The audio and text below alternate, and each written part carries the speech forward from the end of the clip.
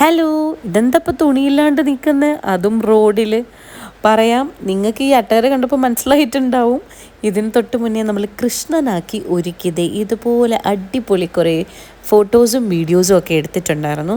എല്ലാ തവണയും ഞാൻ വിചാരിക്കും അതും ഞാനും കൂടി ചേർന്നെടുക്കണമെന്നായിരുന്നു എൻ്റെ പ്ലാൻ.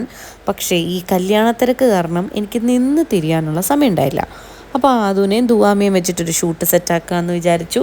ഈ ഷൂട്ടൊക്കെ എടുക്കുന്നതിൻ്റെ പിന്നിലുള്ള കഷ്ടപ്പാട് അത് നിങ്ങൾക്കറിയണോ?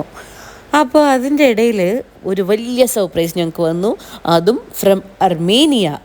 ഈ പന പോലെ നിൽക്കുന്നതാണ് ഞങ്ങളുടെ ഏറ്റവും വലിയ സർപ്രൈസ്. ഈ കല്യാണത്തിന് നമ്മൾ ഏറ്റവും കൂടുതൽ വെയിറ്റ് ചെയ്തിരുന്നത് ഇവനെയാണ്. ഇനി 2-3 ഫ്രണ്ട്സും കൂടെ ശംഭുവിൻ്റെ വരാനുണ്ട്.